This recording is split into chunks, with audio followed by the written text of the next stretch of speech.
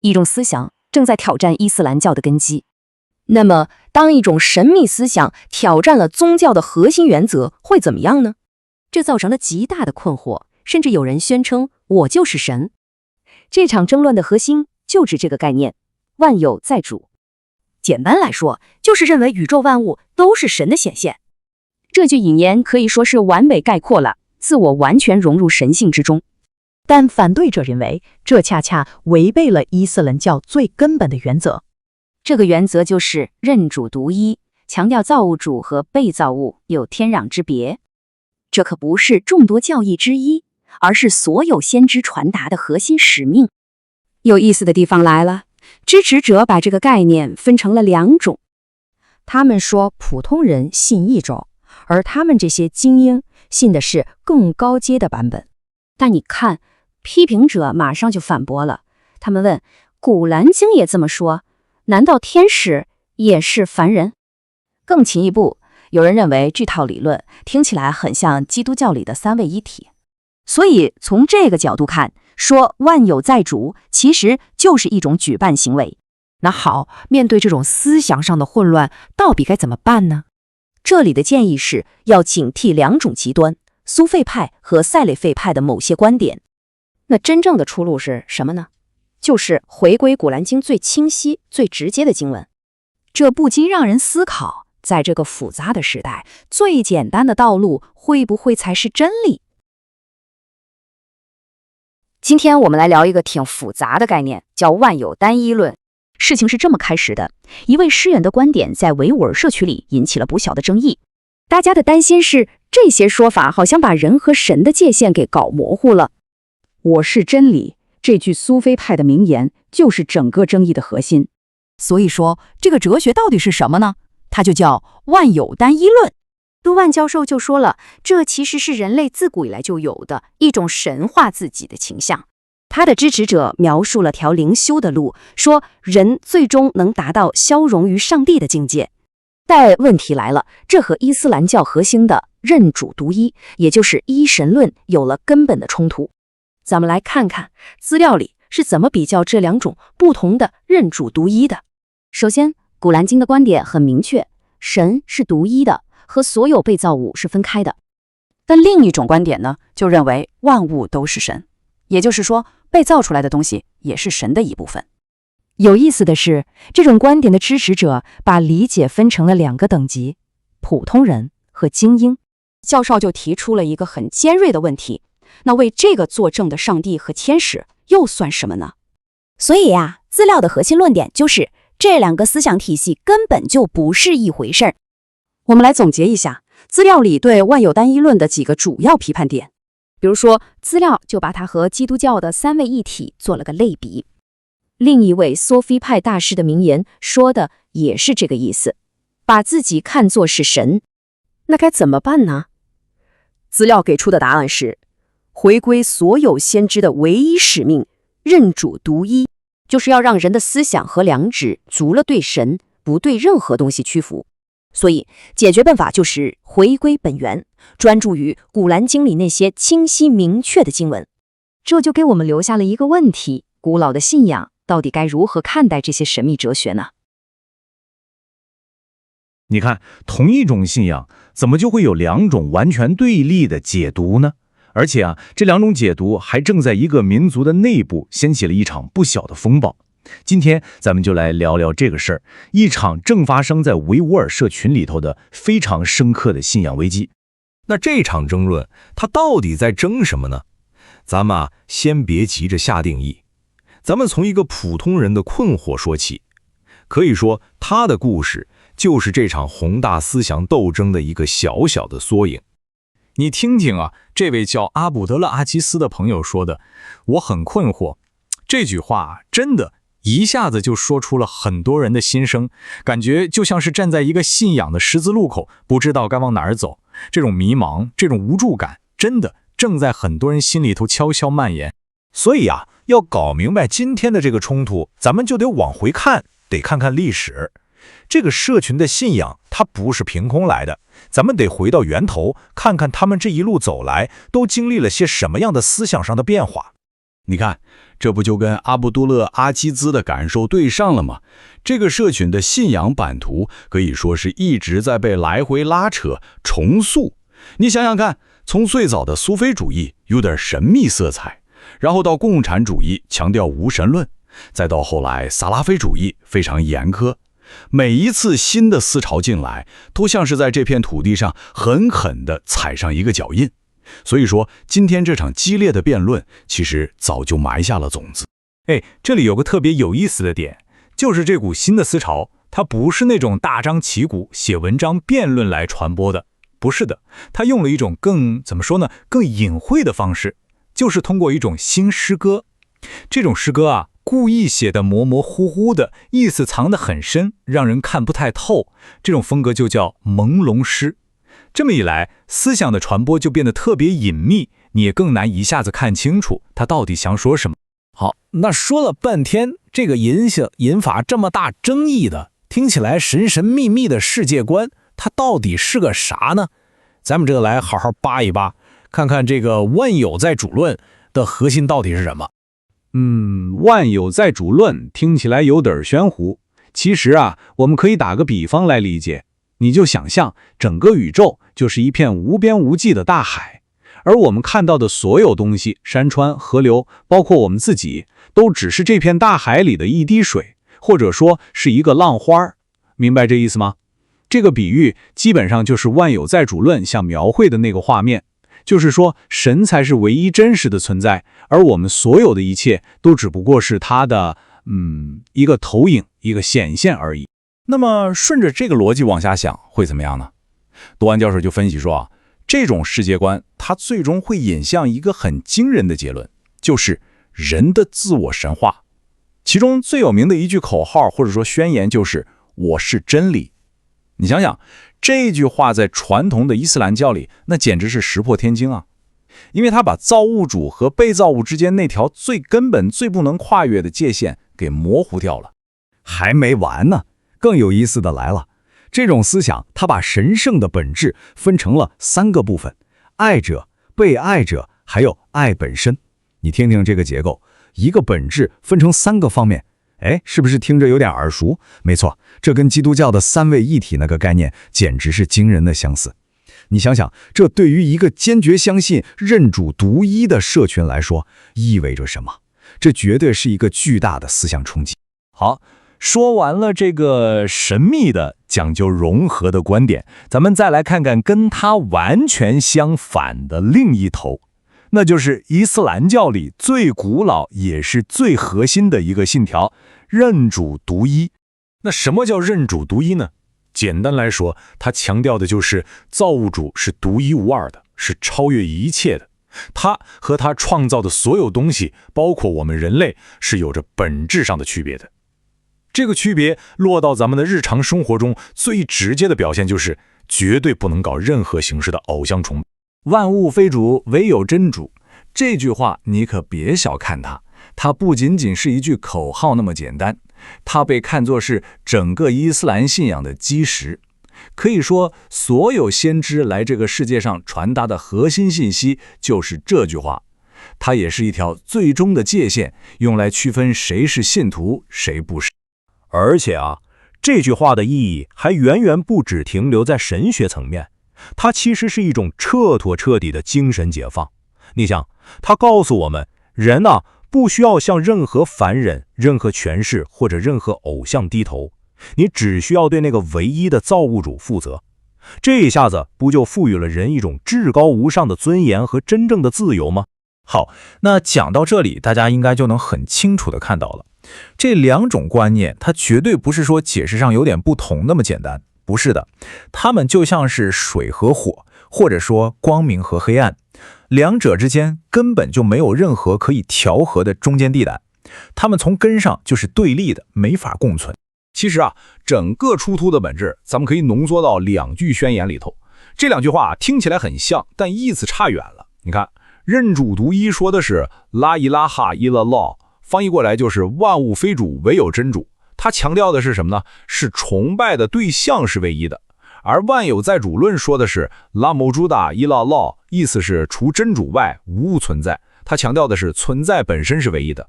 你看，就差那么一点点，但真的是差之毫厘，谬以千里。还有一个更有争议的说法，就是支持万有在主论的人，他们经常会说，他们的这套理解是给少数精英的，是高级货。而古兰经里讲的那么明白的认主独一呢，那是给普通大众。你听听这话，是不是就带有一种挺强烈的傲慢感？多安教授就抓住了这一点反问，要是这么说的话，那传递古兰经的天使还有神自己，难道也成普通大众了吗？这在逻辑上他根本说不通啊。所以多安教授可以说是一针见血地指出了问题所在。他说，你别想着去调和这两个东西，你那么干就等于是故意把真理和谬误搅和在一起。在他看来这个万有在主论根本不是什么对信仰的深化，恰恰相反，他触犯了伊斯兰教里最严重的一条罪，叫举办。什么意思呢？就是给那个独一的真主找了个伴儿。这一下子就把整个信仰的根基给动摇了。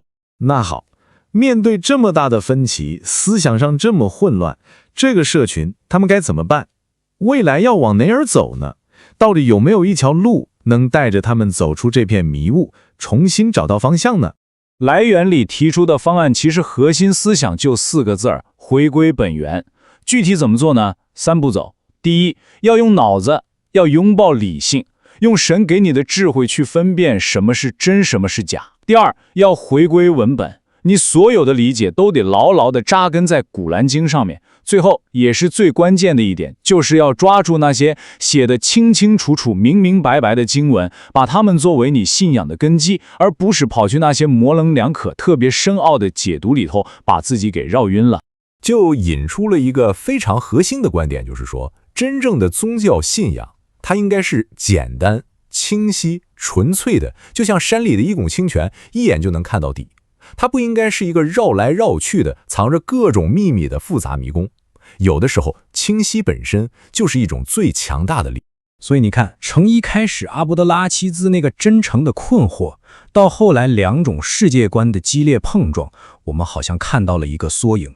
在这个越来越复杂、信息爆炸的世界里，坚守一个简单的核心的真理，可能比我们想象中要重要的多，也困难得多。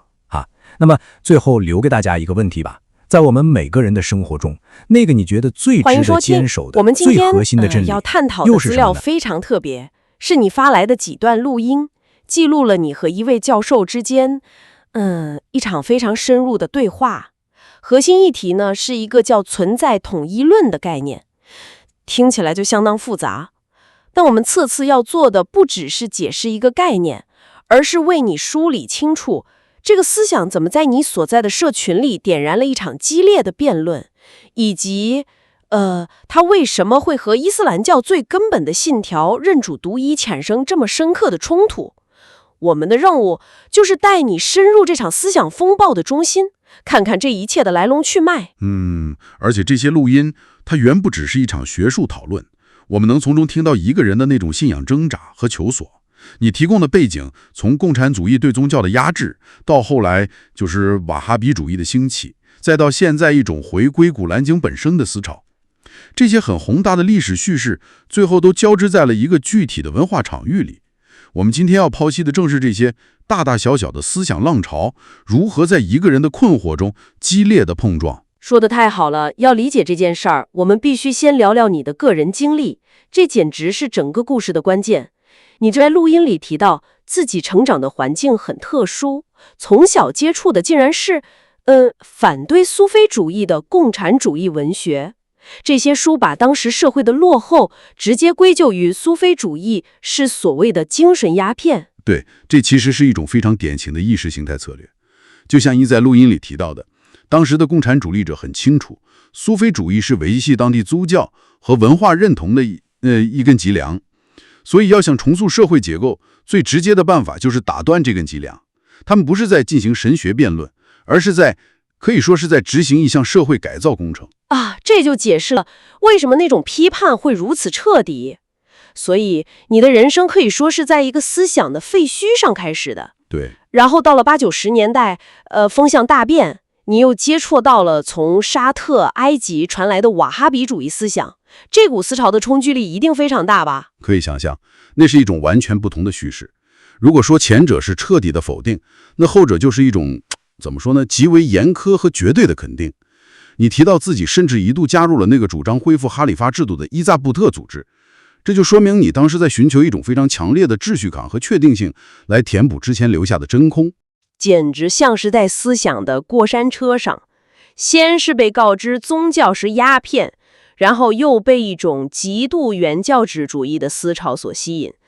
而现在你又接触到了提倡以古兰经为中心的学者，思想再次发生了转变。你这一路走来，简直就是整个地区近几十年来思想斗争史的一个缩影啊！这就是这件事最迷人的地方。你的个人经历恰恰反映了不同思想浪潮的此消彼长。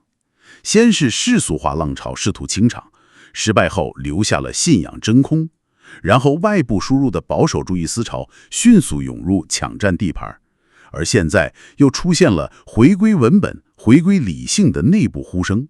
所以接下来我们要讨论的这场辩论，它绝不是凭空出现的，它是在这样一片被反复冲刷、无比复杂的思想土壤上长出来的。那么有了这个背景，我们就能更好地理解现在引爆争论的这个人了。他是一位名叫艾哈迈的江奥斯曼的著名诗人，而这位诗人本身就很有意思。他早年开创了一个叫贡嘎诗的流派，对吧？这个贡嘎是什么意思？贡嘎的意思就是晦涩、朦胧。你在录音里解释得很清楚，这种诗的特点就是你很难抓住它确切的含义。它就像一幅抽象画，每个人都能看出点不一样的东西，充满了模糊性和不确定性。这其实为他后来的思想转向埋下了伏笔。一个热爱在语言上制造迷雾的诗人，最终走向了神秘主义哲学，这背后似乎有一种内在的逻辑。一个专门写朦胧诗的诗人，现在开始做神学解读了，这听起来就很有戏剧性。他最近在社交媒体上非常活跃，大力推广存在统一论的思想，还抛出了一些非常大胆的观点。大胆可能都说得太客气了。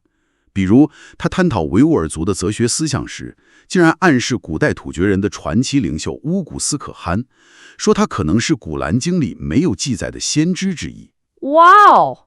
你想想，这种说法在任何一个主流的伊斯兰教派别看来都是极其出格的。这就直接触及了一个根本性的问题，我们到底该如何解读文本？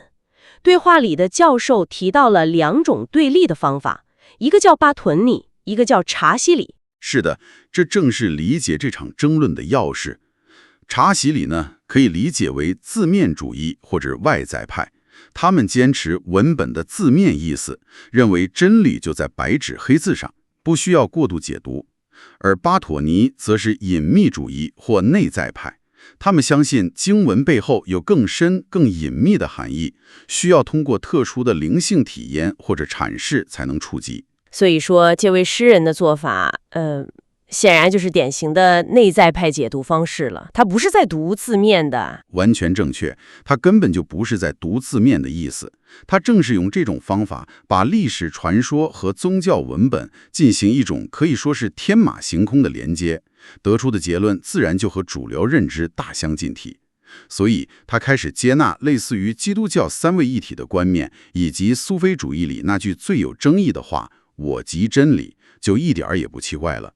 他已经脱离了文本的约束，进入了一个纯粹的个人阐释领域。好了，这下我们终于来到了风暴的中心。对话中的另一位主角摩哈默多·努尔多安教授对此提出了极其尖锐的批判。那么在他看来，这个让诗人如此着迷的存在统一论到底是个什么东西？教授的定义非常直接，甚至可以说是毫不留情。他认为存在统一论是神秘主义和隐秘主义发展的最终形态，其核心本质就4个字：人的自我神化。当一个人宣称我即真理的时候，他已经不是在描述人与神的关系了，他是在彻底抹除造物主和被造物之间的界限，把自己放在了神的位置上。他还特别提到了2位非常受人尊敬的苏菲派诗人鲁米和尤努斯·艾抹类，这部分很有意思，因为通常大家对他们的印象都是非常正面的。是的，但教授从另一个角度进行了解读。他指出，这2位诗人都提倡一种爱的宗教，表面上看这很美好，但教授认为这种爱的本质是一种佛教上的自恋主义。当他们说我的宗教是爱的时候，实际上是在进行一种自恋式的自我神化，因为在这种体系里，爱本身被抬高到了神性的地位，而体验这种爱的主体，也就是人自己，也因此获得了神性。哇，这个批判相当犀利，他等于是在说，那种看似最包容、最普世的爱的宗教，实际上是一种最极致的自我中心。正是如此，所以教授的结论是，这种思想与伊斯兰教的基石认主独一是绝对不相容的。而他为了证明这一点，还提出了一个与基督教三位一体的惊人类比，这也可以说是他整个论证中最具冲击力的一点。等一下，所以存在统一论者也搞出了一个自己的三位一体，这具体是怎么说的呢？他们构建了这样一个体系：爱者、被爱者和爱本身。他们认为这3者本为一体，后来才分离。在这个模型里，爱者是真主，被爱者是真主在宇宙中的显化或者它的美，而爱是连接这2者的神圣意志。这听起来感觉像是在描述神内部的一种动态关系，这确实和圣父、圣子、圣灵的结构有种诡异的相似感。教授就是这么认为的，他直言不讳地指出，这在结构和逻辑上与基督教的三位一体教义几乎没有区别。所以在他看来，这已经完全不是对伊斯兰教的某种诠释了，这是一个被重新建构出来的、独立于伊斯兰教之外的人造的定。这个词在这里的意思不仅仅是宗教，更是一整套完整的、自洽的世界观和体系。所以，为了捍卫他所理解的伊斯兰教核心，教授在对话中画下了一条非常清晰的界限。他认为，现在市面上有2种截然不同的认主独一。没错，这可以说是整个辩论的焦点。教授解释说，存在统一论的支持者们把伊斯兰教最基础的信仰告白“万物非主，唯有真主”轻蔑地称作是凡人的认主独一，意思就是这是给普通大众准备的初级版、入门版。对，然后他们为自己这些所谓的精英，也就是掌握了内在奥秘的人，提出了一个更高级、更深奥的版本，那就是除真主外别无存在。万物非主，唯有认主和除真主外别无存在，这2句话听起来差别好像很小，但你刚才的分析让我感觉这背后是2种完全不同的世界观，天壤之别。我来打个比方帮你理解。第一句话，万物非主，唯有真主，就好比你走进一个巨大的博物馆，里面有无数的画作。这句话是在说，所有这些画都真实存在，但只有蒙娜丽莎是独一无二的至高无上的杰作。他承认了其他画作的真实存在，只是确立了其中一个的最高地位。我明白了，造物主和被造物都真实存在，但只有造物主值得崇拜。完全正确。而第2句话，除真主外别无存在，则完全是另一回事。它好比是在说，这个博物馆和里面所有的画其实都根本不存在，它们全都是一个做梦的人脑海中的幻想，唯一真实存在的只有那个做梦的人。你看，在这种世界观里，创造者和被创造物之间的区别彻底消失了，一切都只是那个唯一存在的自我的投影。这个比喻太清晰了，这一下把那个看似微妙的文字游戏背后的哲学鸿沟给揭示出来了。所以教授对这种高级版的说法发动了致命一击。是的，他直接用古兰经的文本进行反击，这可以说是整场对话里的一个高光时刻。他引用经文说，古兰经里明确讲到，真主和众天使们都见证万物非主，唯有真主。然后他抛出了一个无法回避的问题，如果这只是凡人水平的认主独一，那按照存在统一论者的逻辑，真主和天使们自己岂不也成了凡人吗？哈哈哈哈，这简直是釜底抽薪，用对方的逻辑来将他自己的熏。这个反驳的力量就在于此。教授认为，这种说法直接违背了《古兰经》最核心的信息，那就是造物主，也就是哲学上说的自由拥有者，和被造物，所谓的可能存在者之间有一道不可逾越的鸿沟，而除真主外别无存在的说法，就是想抹去这条根本的界限。在教授看来，这正是《古兰经》里反复警告的混淆真伪。不过有一点也很有意思，教授的火力虽然猛烈，但他并不是简单的站队哦。从对话中可以听出，他对另一派，也就是那些字面主义者塞来费派，似乎也很有意见。对，他特别提醒你，不要天真的以为塞来费派就是神秘主义的天然解药。他认为塞来费派自身也陷入了另一种形式的迷信。比如说，他们会依据一些伪造的圣训，去相信先知至今仍在坟墓中活着。在教授看来，这同样违背了真主创造的生老病死的自然法则，是一种迷信。他还批评他们过于关注一些外在的形式，比如胡须的长度、裤腿的高低等等。是的，教授认为他们把过多的精力放在了这些细枝末节上，反而忽略了信仰最根本的理性核心。在他看来，这两派其实是同一个问题的两种极端表现，一个走向了极端的内在神秘化，把信仰变成了无法验证的个人感觉；另一个则走向了极端的僵化形式主义，把信仰变成了一堆外在的规条。但他们都偏离了以《古兰经》为中心的理性道路。那么，在批判了这两个极端之后，他给出的出路是什么呢？他主张回归一种以《古兰经》为中心的方法，但他强调的中心不是随心所欲的解读，而是要通过理性、词源学和语言学对文本进行严谨的理解。他认为，真正的宗教是基于《古兰经》中那些被称为穆赫卡穆的经文，也就是那些含义明确无误、毫不含糊、构成信仰基石的经文。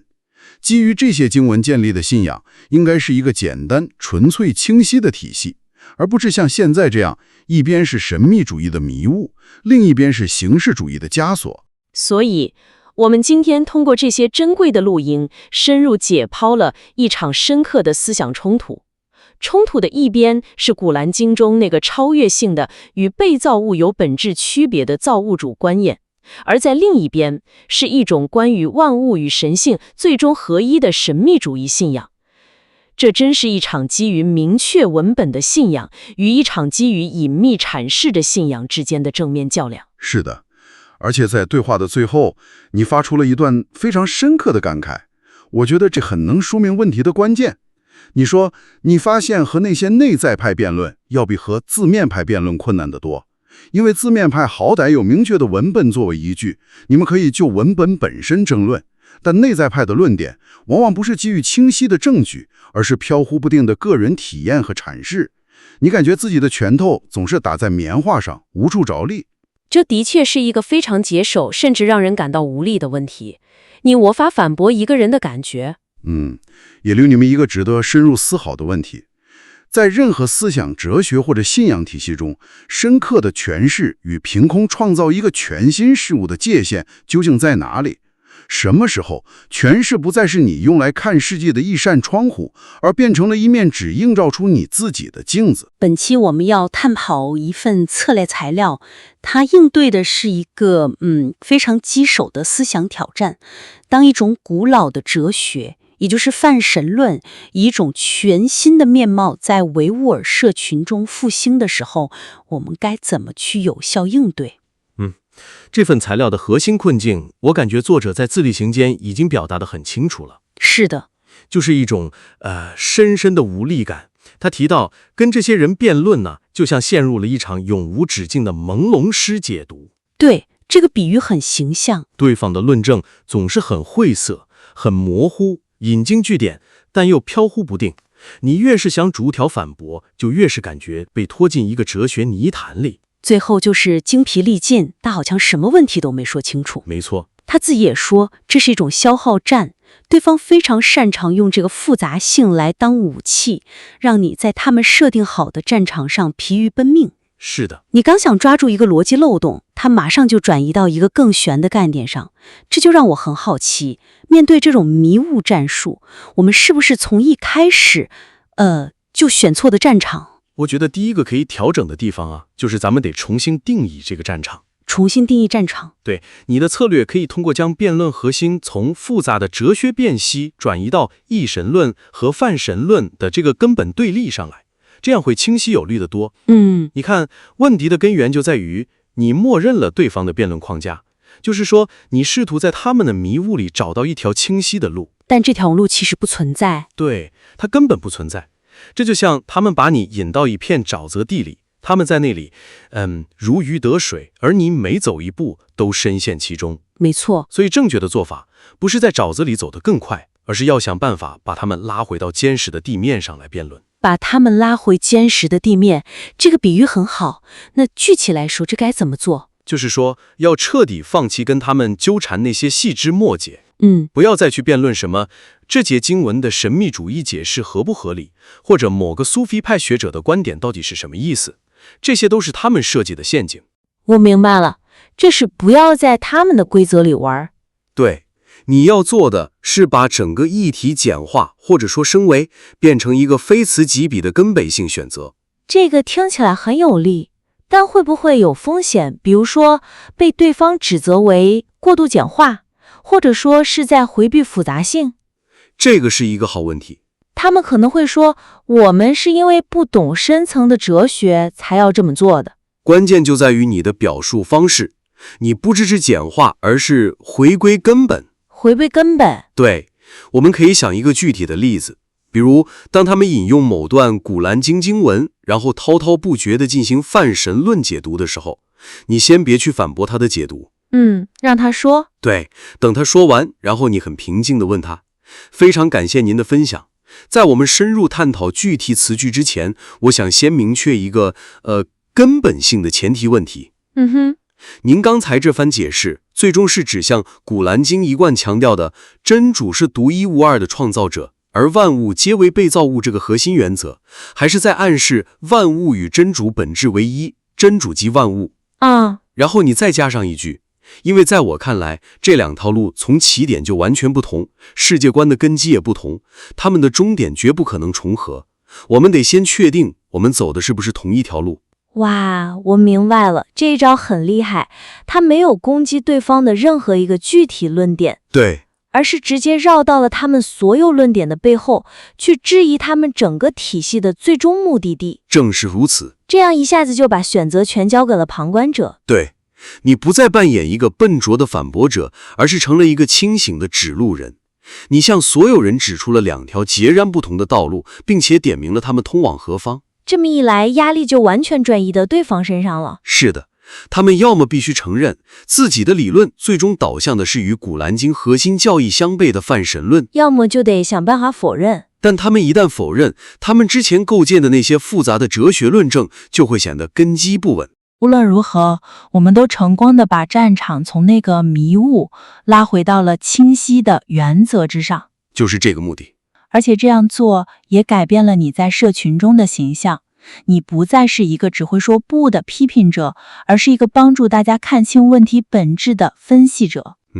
好的，那么在我们成功地把战场拉回到坚实地带之后，马上就会遇到他们的第二个武器，也就是材料里提到的那个非常棘手的心理战术。是的，就是那个精英与凡俗的划分。没错，他们把自己那套复杂的理论称为精英一神论，然后把古兰经明确教导的万物非主唯有真主贬低为普通人才能理解的凡俗一神论。这招非常阴险。是啊，他直接诉诸于人的虚荣心和知识优越感，谁愿意承认自己是凡夫俗子呢？对，这就让很多人就算心里有疑问，也不敢公开质疑，怕被扣上认知水平低下的帽子。面对他们声称自己掌握精英一神论的说法，你的反驳可以更进一步，直接揭示这种说法的逻辑荒谬性，从而瓦解掉它的优越感。怎么做呢？这种划分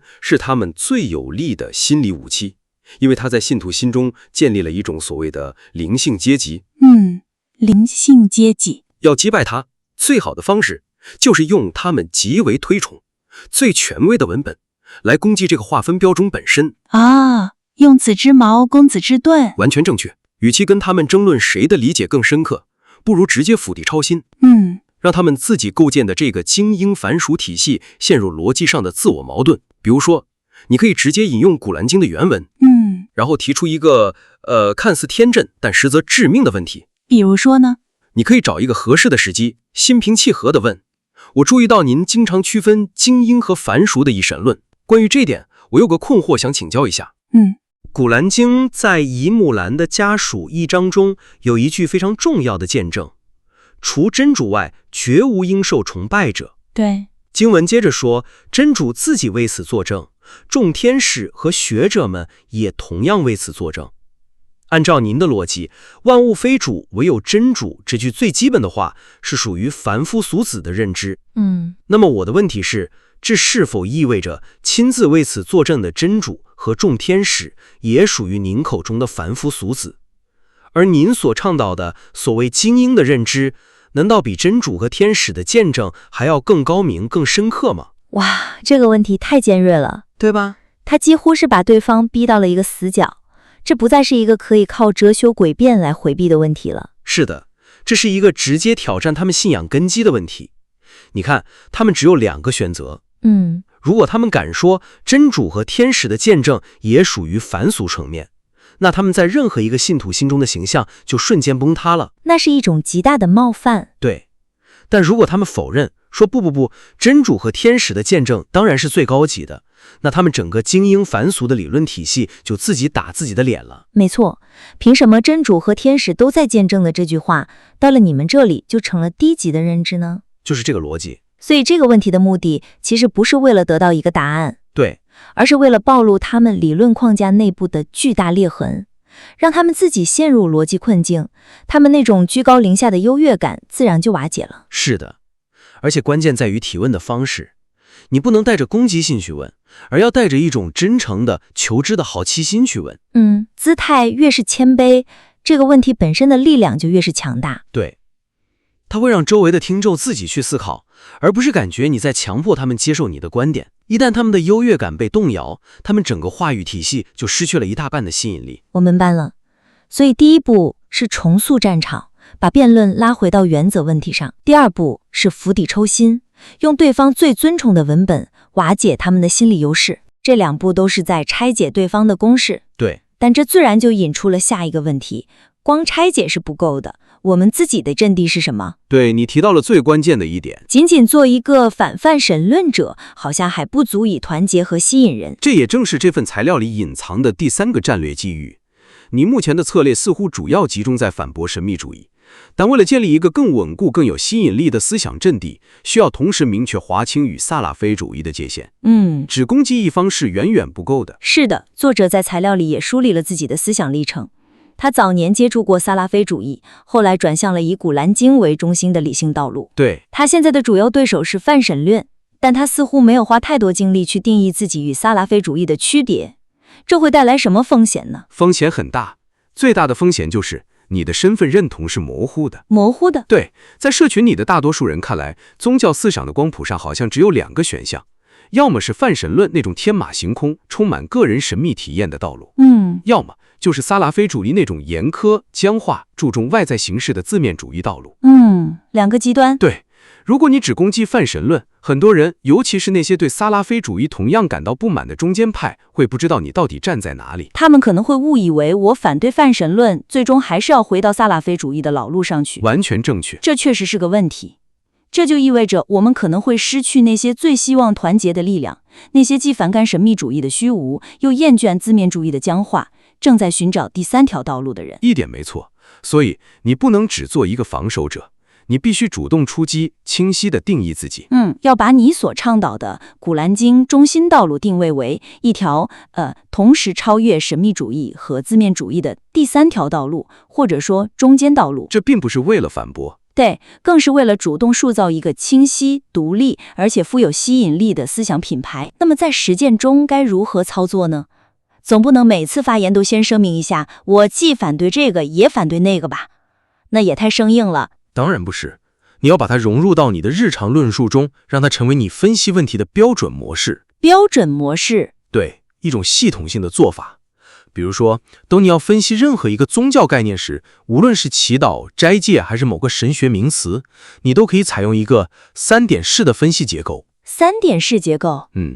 你可以这样说：关于敬畏这个概念，我们看到有2种常见的倾向，一方是神秘主义的解读，他们倾向于把敬畏完全内化为一种个人情绪体验，说不清道不明，最终可能走向人神合一的危险结论，这偏离了核心。这是第一点。而另一边的字面主义者呢，则可能把敬畏等同于一丝不苟地遵守外在诏条，比如纠缠于胡须的长度或者裤腿的高低这类形式，完全忽略了其精神实质。这是第2点。最后，你提出你主张，而我们主张的道路是回归古兰经本身，用理性转语言学的工具去理解它明确、简洁、纯粹的核心教义。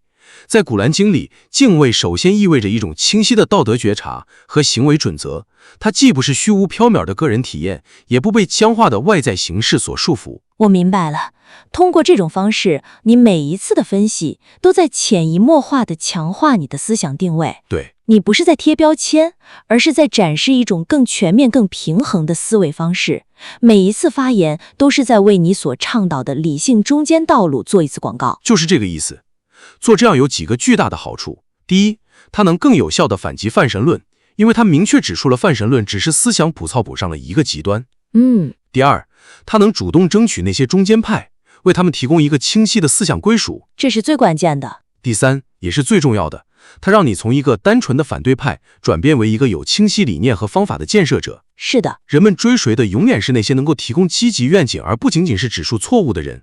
这样，你的思想阵地才能真正建立起来，并且变得坚固和宽广。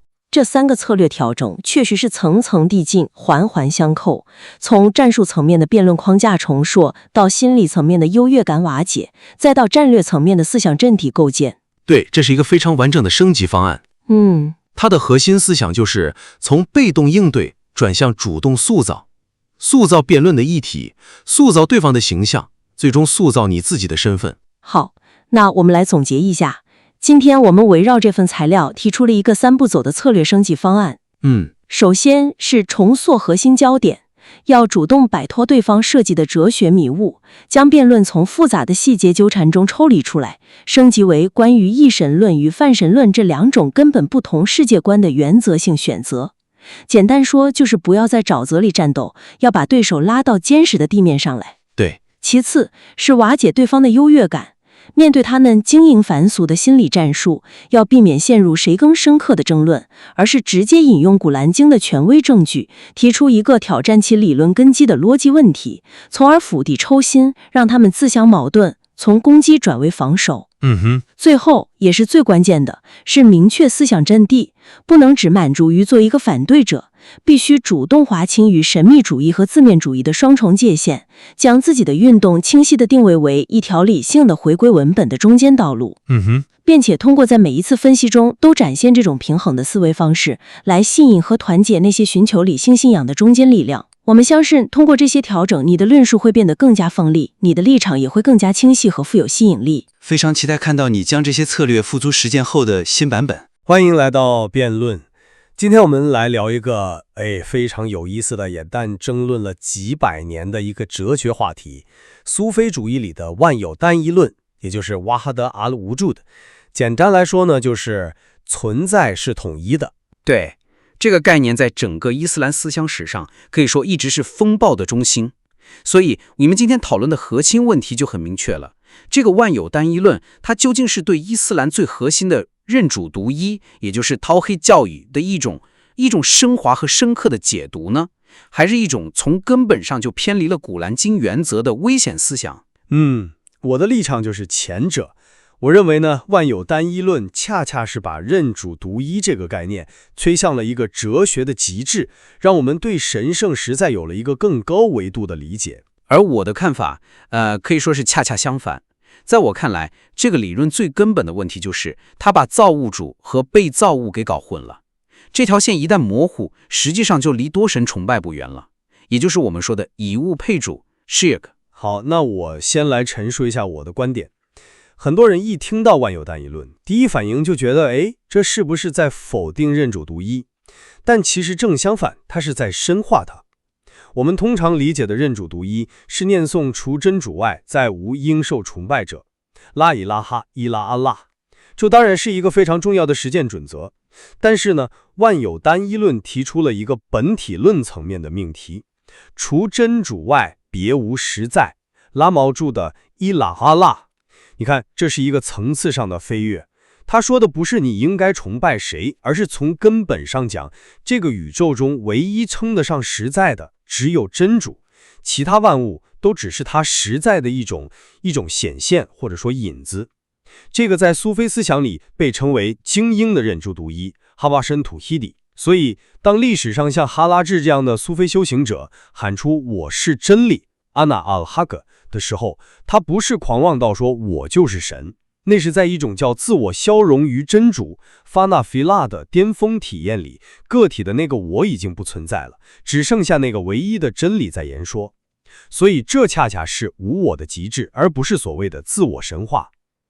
而且这个框架它的妙处在于它非常包容，能够把古希腊哲学甚至其他宗教里关于终极实在的智慧都看作是殊途同归的探索。我完全无法同意这个系列。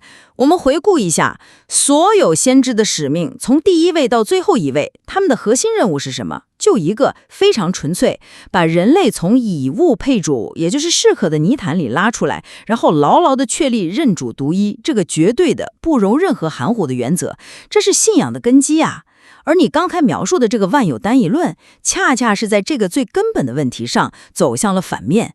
不管他用了多少华丽的哲学词汇来包装，它的内核就是一种神秘主义和秘传主义 esotericism， 最后不可避免地会把人的地位抬高到神的位置上。你提到鲁米、尤努斯、埃姆瑞这些人，他们讲的那个爱之宗教听起来非常美，对吧？但我们深入分析它的哲学内核，会发现那是一种非常精致的自恋。他把人爱的体验、合一的体验抬高到了一个神圣的层次，实际上就是在把自我神化了。把这种思想和古兰经里纯粹的认主独一放在一起讨论，还说他们是不同层次，这本身就是古兰经里严厉警告的以为卵真哈克巴德拉开始之迈。在我看来啊，这两者之间没有高低之分，只有真伪之别，他们是根本对立的两个体系。我明白你的担忧，这种担忧在历史上也一直存在。但问题的关键在于，我们到底如何解读经典？你可能更倾向于认为古兰经的教义是绝对的字面意义上的规定，而我认为它的经文本身就蕴含着多重维度。除了所有人都能理解的那个表层的律法意义 Zahiri， 还存在一个需要通过灵性实践和深度思考才能触及的内在哲理 Batini。 万有单一论就是这种内在解读的成果。他不是要抛弃古兰经，反而是要挖得更深，去触碰他那个形而上学的内核。但这恰恰是最危险的地方。你说的这个内在解读听起来很深奥，但它实质上是打开了一个可以随意解释的口子。伊斯兰信仰的根基必须是那些在古兰经里清晰明确、不容辩驳的经文，穆坎阿耶特勒，这些是信仰的承重墙。一旦你引入所谓的内在哲理，允许个人化的神秘的体验来重新定义最核心的概念，那信仰的确定性就荡然无存了。而万有单一论冲击的最核心的承重墙，就是造物主和被造物之间那条绝对的界限。古兰经里分得非常清楚，一边是 wajib al-wujud 自由拥有者，它的存在是必然的，不依赖任何外物的。另一边是 mumkam al-wujud 可能存在者，也就是包括我们在内的整个宇宙，我们的存在是偶然的，是依赖于造物主的。我想在这里打断一下，你用承重墙这个比喻很好，但万有单一论不是要推倒这堵墙，它是想搞清楚这堵墙是用什么材料造的。他并没有说被造物等于造物主，他说的是被造物的存在本身不是一种独立的存在，而是对那个唯一实在的借用或者说反应。就像月亮的光，它确实在发光，但它的光不是自由的，是太阳光的反应。你能说月光和日光是一回事吗？不能。但你能说月光和日光毫无关系吗？也不能。这个比喻能帮的理解吗？这个比喻很巧妙，但它回避了核心问题。月亮和太阳是两个截然不同的实体，而你们的理论在最关键的地方它是模糊的。我们来看一个更具体的例子，一个我认为能揭示其本质的例子。在很多苏菲文献里，都把爱者、被爱者、爱本身，也就是 ashuk、mashuk、ashk 这三者看作是一个统一的实体，然后又把它分成三体来解释。这个结构你听起来耳熟吗？这和基督教的三位一体 Trinity 教义在逻辑结构上几乎一模一样，这不可能是巧合。这恰恰说明万有单一论并不是从古兰经内部自然生长出来的，而是吸收了大量外来哲学，包括新柏拉图主义和基督教思想之后，形成了一个独立的信仰体系。它已经有了自己的一套核心逻辑，而这套逻辑的源头并不是伊斯兰。这个是个很常见的批评，但我认为这是一种误读，是把哲学思辨的工具当成了神学教条。当苏菲思想家谈论爱者、被爱者、爱的时候，他们是在用人类能够理解的语言去描述一个非常抽象的动态关系。神圣的本质，也就是被爱者，它的属性，也就是爱，以及它在世界中的创造和显现，也就是爱者。这是一个佛夸 Lillard， 是一个哲学模型，一个帮助我们思考的梯子，而不是在宣告真的有三个独立的神圣位格。这和基督教里丧父、圣子、圣灵是三个位格但同一本体的教义有本质上的区别。不同文明在试图描述那个终极无法言说的实在时，有时会不约而同地采用相似的结构性语言。我认为这恰恰体现了人类理性的共性，而不是谁抄袭了谁。我还是不能接受这是只是一个哲学模型的说法。当一个模型的结构和另一个宗教的核心教义如此贴近的时候，我们就不能想当然地把它剥离开，它反映了背后思想源头的亲缘性。而且你刚才说这是帮助我们思考的梯子，这又引出了我另一个非常核心的反对点，就是你们对信众的划分。你们认为除真主外别无实在这个认知是比除真主外再无应受崇拜者更高阶的，这难道不是一种知识上的傲慢吗？把信仰分成了所谓的精英版和大众版。我不觉得这是傲慢，这更像是一种对认知深度的客观描述。我们得承认，理解事物是有不同层次的。比如在物理学上，牛顿力学在宏观低速世界是完全够用的，但要理解宇宙的本质，你就需要相对论和量子力学。你能说懂量子力学的人是在对懂牛顿力学的人傲慢吗？不能。他们是解释不同层面现实的工具。除真主外再无应受崇拜者是社会和伦理层面的认主独一，它规范我们的行为，建立秩序，防止偶像崇拜，这个是基石，绝对重要。而除真主外别无实在 so 的而收是形而上学层面的认主独一，他试图回答什么是真实这个终极问题。这是一个灵性发展的阶梯，而不是一个阶级划分。好，既然你用了阶梯这个比喻，那我就用古兰经的原文来回应你。有一节经文非常关键，真主作证说，除他外绝无应手崇拜的。众天神和主持公道的学者也这样作证。是黑的拉胡瓦了马来给头。你看经文说的清清楚楚，真主自己、所有的天使还有学者们共同见证的是什么？是除他外绝无应受崇拜的，拉伊拉哈伊勒拉。按照你们的那个阶梯理论，这句最根本的证词难道只属于大众或者说初级阶段吗？难道真主和天使们都处在你们所谓的 awam， 也就是大众层面，而你们这些苏菲哲学家才是掌握了更高真理的 Huas， 也就是精英？这个推论不仅在逻辑上是荒谬的，而且是对神圣启示的一种贬低。启示之所以是启示，就是因为它对所有人都是清晰普世的，而不是给少数人准备的神圣谜语。我认为你把一个认识论上的区分理解成了一个价值判断上的贬低。这里的精英和大众不是指身份，而是指理解的阶段。而且我们不能脱离现实来看，这种思想在历史上确实起到了非常积极的作用。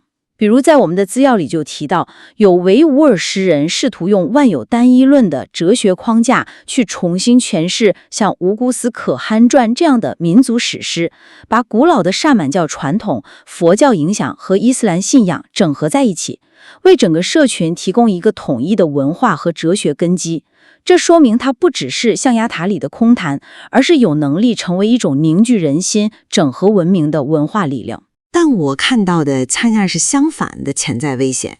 这种思想一旦推到极致，必然会瓦解现实世界里的道德和律法责任。我们把这个逻辑推演一下，如果一切都是神的显现，那么一个杀人犯和他的受害者，从终极实在的角度看，都是真理的不同面相。那么罪恶还存在吗？正义的审判还有意义吗？如果我就是真理，那么古兰经里的律法，那些关于和拉和 haram 的界定，对我还有约束力吗？它最终会导向一种虚无主义，让个体沉浸在一种万物一体的虚幻满足感中，而逃避了在现实世界中作为一个人所必须承担的道德责任和义务。你说的那个文化整合，在我看来像是在流沙上盖房子，根基是虚的，因为它经不起古兰经这把最根本的尺子的衡量。一旦去衡量，你就会发现它处处都是矛盾。所以总结一下我的观点，无论万有单一论用了多么复杂和精美的学者语言来包装，它的内核始终是模糊了造物主与被造物之间那条绝对的不可越越的界限，而这条界限恰恰是认主独一教育的基石，是所有先知为之奋斗的核心。因此呢，我认为真正的信仰应该是回归古兰经那些清晰、理性、明确的教导，坚守这条界限，而不是用充满歧义的神秘主义思辨去消解它。而我的总结是，万有单约论并非要抹掉这条界限，而是邀请我们站到更高的地方去看待这条界限。它让我们明白，万物的存在不是孤立和自足的，而是像溪流源于大海一样，都源于那个唯一的实在，并且最终会以某种方式归回于它。这种视角确实会挑战我们日常的语言和思维习惯，因为它试图描述的是语言难以企及的领域。但这是一种深化和超越，而不是一种背离和颠覆。它要求我们不仅在行为上认主独一，更要在认知上，在心灵深处去体证那个唯一的实在。确实，关于存在与神圣的关系的探讨，是人类思想史上一个最古老，可能也是最核心的议题了。我们今天的讨论也只是从两个不同的角度触碰了一下这个复杂问题的表面。是的，我们所依据的资料里，其实还蕴含着更多维吾尔知识分子在近代如何 wrestling with this idea 的细节，这些都值得深入探究。希望我们今天的交流能为大家提供一些新的思考角度，去形成自己的判断。